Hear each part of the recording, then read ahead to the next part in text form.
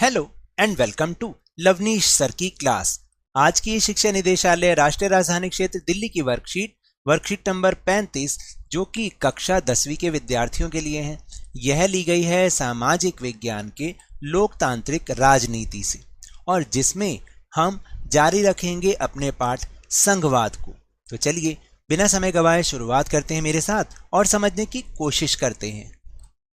तो देखिए, जैसे कि हमने पिछली वर्कशीट में बात की थी कि संघवाद कहते किसे हैं और संघवाद यानी संघीय सरकार की क्या क्या विशेषताएं होती हैं या संघवाद में क्या क्या विशेषताएं होती हैं, और उससे हमें ये पता चला था कि जिस देश में सरकार जो है 2 या अधिक स्तरों पर काम करती है उसे हम संघवाद कहते हैं। जैसे हमारे देश में ही ले लो कि पूरे देश के लिए एक केंद्र सरकार, अपने राज्य के लिए राज्य सरकार और एक राज्य में भी कई स्थानों के लिए स्थानीय सरकार।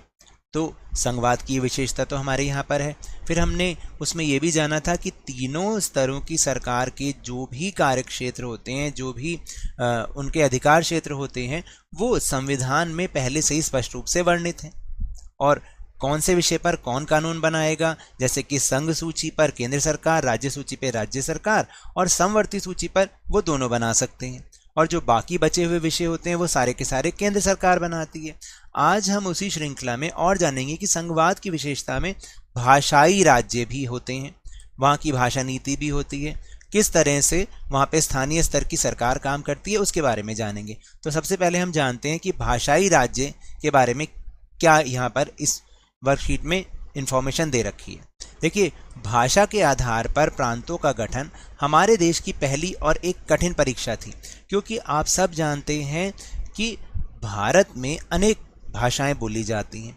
अब जिस भी भाषा बोलने वाले लोगों को अगर प्राथमिकता नहीं देंगे तो वही लड़ाई का मुद्दा बन जाएगा। तो इसलिए भाषा के आधार पर प्रांत यानी राज्यों का गठन करना हमारे लिए बहुत कठिन परीक्षा थी।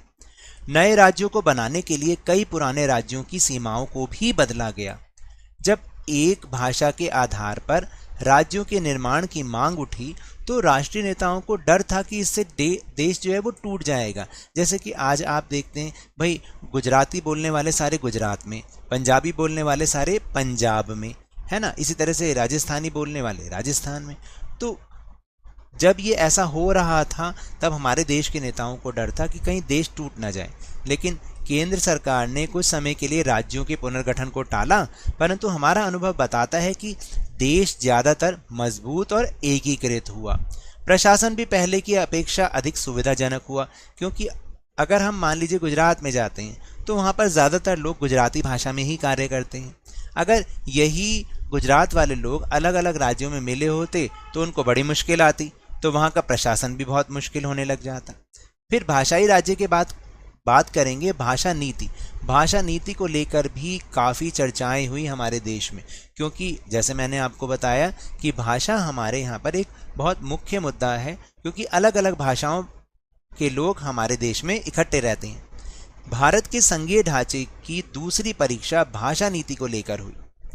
हमारे संविधान में किसी एक भाषा को राष्ट्रभाषा का दर्जा नहीं दिया गया है।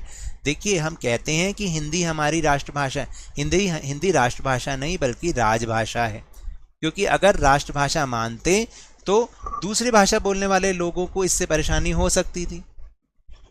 हिंदी को राजभाषा माना गया, पर हिंदी सिर्फ 40% यानी 40% लगभग भारतीयों की मातृभाषा है, और इसलिए अन्य भाषाओं के संरक्षण के अनेक दूसरे उपाय किए गए। और आपको मैं बताऊं कि पूरे भारत में 40% लोग क्योंकि हिंदी भाषा बोलते हैं, इसलिए ये सबसे बड़ी भाषा है भारत में बोली जाने वाली। संविधान में तो हिंदी के अलावा अन्य 21 भाषाओं को अनुसूचित भाषा का दर्जा दिया गया है, यानी कुल मिलाकर संविधान की जो भाषाओं की अनुसूचित लिस्ट है उसके अंदर 22 भाषाएं शामिल हैं जिन्हें हमारे संविधान ने मान्यता दी। केंद्र सरकार के किसी पद का उम्मीदवार इनमें से किसी भी भाषा में परीक्षा दे सकता है, बशर्ते उम्मीदवार को इसको विकल्प के रूप में चुनना पड़ेगा। यानी केंद्र सरकार की जो भी परीक्षा होगी उसमें इन 22 भाषाओं में वो जो उम्मीदवार होगा किसी भी भाषा में परीक्षा दे सकता है, लेकिन पहले वो उसको विकल्प के रूप में चुनेगा। राज्यों की भी अपनी राजभाषाएं होती हैं। राज्यों का अपना अधिकांश काम अपनी राजभाषा में होता है। जैसे मैंने आपको बताया कि गुजरात में गुजराती में, पंजाब में पंजाबी में। है ना, इस तरीके से होता है। तो ये थी भाषाई राज्य और भाषा नीति। अब हम समझते हैं कि आखिर जो स्थानीय स्तर है वो किस प्रकार कार्य करती है। देखिए 1992 से पहले ये जो तीसरा स्तर था स्थानीय स्तर, इसको इतने अधिकार प्राप्त नहीं थे। लेकिन याद रखना जो अब हम टॉपिक पढ़ रहे हैं ये पेपर पॉइंट ऑफ व्यू से बहुत इंपॉर्टेंट है। 1992 में संविधान में संशोधन किया गया जिसमें पंचायती राज व्यवस्था को मजबूत बनाया गया, यानी जो स्थानीय स्तर की सरकार है उसको मजबूत बनाया गया। और उसके प्रमुख प्रावधान क्या थे इसको आप अच्छे से समझ लें क्योंकि ये 5 अंक का प्रश्न आता है। अब स्थानीय स्वशासी निकायों के चुनाव नियमित रूप से कराना संवैधानिक बाध्यता है। यानी पहले क्या होता था, जो स्थानीय स्तर के चुनाव होते थे उनको करवाया वरना नहीं करवाया, लेकिन 1992 के बाद इन्हें नियमित रूप से कराना ज़रूरी है। और आपने देखा होगा हर 5 साल के बाद एमसीडी के चुनाव होते हैं। फिर दूसरी जो प्रावधान है इसका वह है निर्वाचित स्वशासी निकायों के सदस्य तथा पदाधिकारियों के पदों में अनुसूचित जातियों, अनुसूचित जनजातियों और पिछड़ी जातियों के लिए सीटें भी आरक्षित हैं। यानी इसमें जो है एससी, एसटी और ओबीसी के लिए सीटें रिजर्व्ड होंगी। कम से कम 1/3 पद महिलाओं के लिए आरक्षित होंगे। जो भी इसमें सदस्यों की संख्या है उसमें कम से कम 1/3 महिलाओं के लिए वो आरक्षित होंगे। फिर हर राज्य में पंचायत और नगर पालिका चुनाव कराने के लिए राज्य चुनाव आयोग नामक एक स्वतंत्र संस्था का गठन किया जाएगा और राज्य सरकारों को अपने राजस्व और अधिकारों का कुछ हिस्सा इन स्थानीय स्वशासी निकायों को भी देना पड़ेगा। तो ये जो 5 प्रावधान थे ये बहुत इंपॉर्टेंट है, इसको आप अच्छे से याद कर ले, ये बहुत इंपॉर्टेंट क्वेश्चन है। तो इसके बाद से जो हमारा स्थानीय स्तर था वो मजबूत हुआ। अब यही जो स्थानीय स्तर है गांवों में ग्राम पंचायत के नाम से जाना जाता है। तो चलिए अब उसके बारे में जानते हैं। ग्राम पंचायत गांवों के स्तर पर मौजूद स्थानीय शासन व्यवस्था को पंचायती राज के नाम से जाना जाता है। यानी गांवों में भी जो स्थानीय सरकार है उसको हम पंचायत कहते हैं, ग्राम पंचायत। प्रत्येक गांव में और कुछ राज्यों में ग्राम समूह की एक ग्राम पंचायत होती है।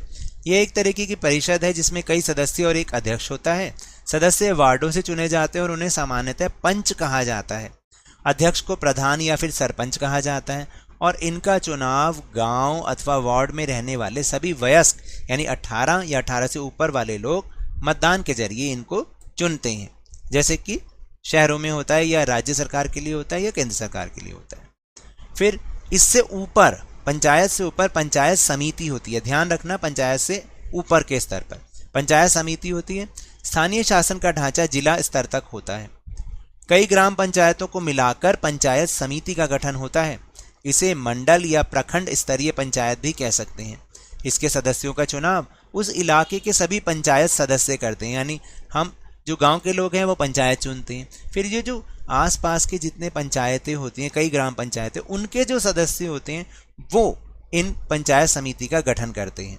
फिर इनसे ऊपर जिला परिषद होती है। किसी जिले की सभी पंचायत समितियों को मिलाकर जिला परिषद का गठन होता है। समझ जाइए कि सबसे ऊपर जिला परिषद होती है। जिला परिषद के अधिकांश सदस्यों का चुनाव होता है। जिला परिषद उस जिले से लोकसभा और विधानसभा के लिए चुने गए सांसद और विधायक तथा जिला स्तर की संस्थाओं के कुछ अधिकारी भी इसके सदस्य के रूप में होते हैं। जिला परिषद का प्रमुख इस परिषद का राजनीतिक प्रधान होता है।